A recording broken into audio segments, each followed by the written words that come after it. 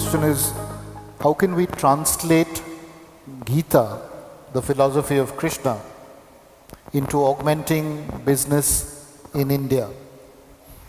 I have not read the Gita, so I really have not.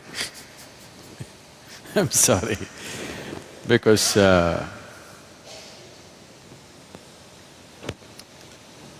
for me, my own vision has never failed me. So I always kept away from all scriptures because I didn't want to clutter myself with something or the other. The only thing that I learned and I continue to do is, if I look at something, if I look at a person, I know their past, present and future. That is the level of attention I'm paying to them. I don't look at like this. When I look at it completely, with all that I have. If you pay enough attention, there is nothing that will not yield. So I never had any reason or need to go looking for scriptures or something. With all respect and regard for them, it is not that I'm averse to it, it's just that I've not had the time. How this whole process started is, when I was very young, I realized that I just don't know anything. See, if you realize that you do not know, if it's a full-scale realization that you do not know anything, paying attention will be natural, because you know everything. You know this guy, you know this. There are assumptions and assumptions and assumptions. Well, I've used it in a different way, but even if you're doing business, even if it's for business purposes,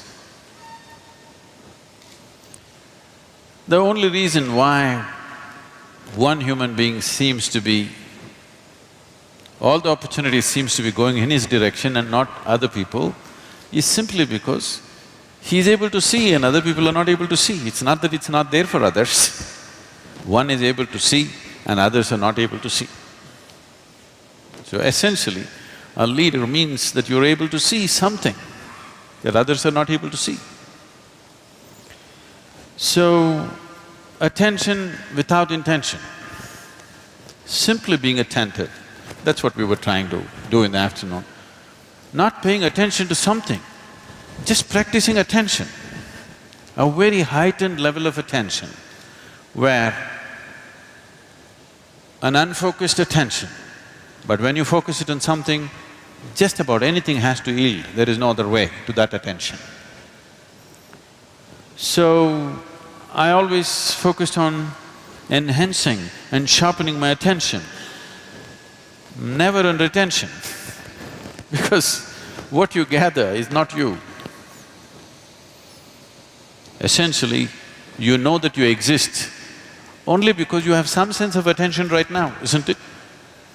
Suppose you fall asleep and you lose your attention, you do not even know that you exist. So the basis of your existence itself is attention. And this attention need not be mortgaged to anything. You just have to sharpen the attention. See, if you have a knife in your hands, there is no such thing that you have to cut only apples with this. If you have a sharp enough knife, you could cut anything that you want. But the important thing is the knife is sharp enough, so that your attention is keen enough, not for something or the other. If your attention has become very keen, if you wish to do a certain type of activity, you can successfully do it. I think I must say something about my own enterprises at one time. My enterprise started when I was 8 years of age. Because of a strange kind of pride in me, I never ever took a single rupee as a pocket money from my parents. I started making money when I was 6, 7 years of age. By 8, I was quite an accomplished entrepreneur. Simple things. Even today I'm known in Mysore because I caught snakes in everybody's houses. If I caught a snake, they gave me 25 rupees. In 1960s, 25 rupees is $1 million for a 7-year-old, 8-year-old kid. I was just on top of the world. So there is a Food Research Institute, CFTRI. Every Saturday afternoon I went there, I caught 4 or 5 snakes. They measured it. I have to show it to like this. If it's over 3 feet, I get 50 rupees. Less than 3 feet, I get 25 rupees. On an afternoon, I would make 100, 150 rupees. I don't know if you can imagine, 150 rupees for an 8, 10-year-old kid in 1960s or 70s was like $1 million today. It was big. And I went to so many things, just about anything that came my way. I should tell you a little enterprise that I did which grew into a big business. After my university, where I learned nothing, but I passed. The only thing was, by then I had crisscrossed India on my motorcycle, and I suddenly realized when I went to the borders of India, they asked me for something other than my driving license. I did not even know that there was a passport. See, it's not like today. Today every child, maybe 3-year-old, 4-year-old kid knows he has to have a passport. I'm in my 20s, but I do not know that I need a passport. I went to the border and then they said, "Where is your passport?" I said, "What? I have a driving license." They said, "No, you need a passport." Then I turned back from Nepal border and came back on my motorcycle.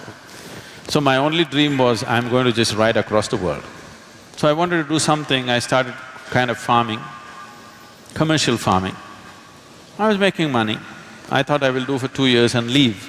But in the meantime, my entrepreneurship took off in so many different ways. Like this I went about. And then there was an industry coming up close by, they wanted to build a water treatment plant. I happened to know the person who was running the industry. I just went there and I wanted to meet him. I was sitting in his office, they were discussing something about a water treatment plant. I just heard this and they were looking at the drawings and stuff.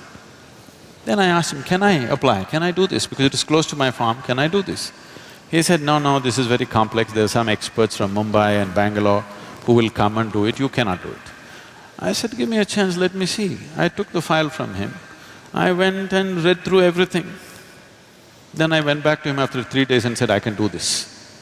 He said, "Don't you do this, you're my friend. I don't want to do this." "No, just let me give a tender."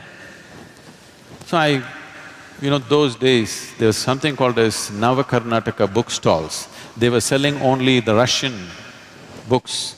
You used to get big literature books, you can get Lev Tolstoy's War and Peace for 2 rupees and engineering books for 1 rupee, 2 rupees, all hardbound books. I bought 10 books about water treatment plant, sat down in my farm and poured through this day and night. I made my own new design. I went there and I gave a tender for 1.76 lakhs. Mind you, this is 70s. And the closest tender was 32 lakhs. The highest tender was over 60 lakhs. He looked at this and said, "You are funny. You're not going to do this." I said, "No, I can do it." He said, "No way you can do it. Look at this, the nearest tender is 32 lakhs and you're saying 1.76 lakhs. How will you do it?" I said, "Give me 1 more day." I went back again and poured through the books. I said, "I'll do it." Then he said, "It's 90 days, you must finish this and it must work. If it doesn't work, at your own cost, you must remove it, clean the site and go, and I will not give you a rupee of advance." I again went and poured through the books. I said, "I can do it." I completed this in a little over 70 days. I did this in 90,000+ rupees. In one shot, I made 80,000 rupees, just like that. People thought this is a hit. There my construction industry started. Raja Ramanna was coming for RMP plant. He's just coming in a helicopter to see where the site is. There is no anybody there. I just went and met this engineer, he was breaking his head, "I don't know what to do, I have to mark the site." I said, "I've got pegs and white cloth. I will just go and mark the site for you."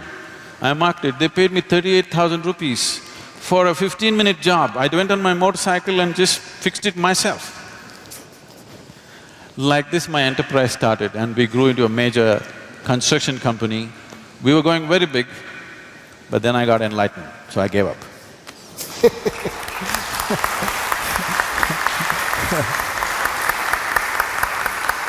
Thank you Sadhguru for sharing that story. Thank you, Professor.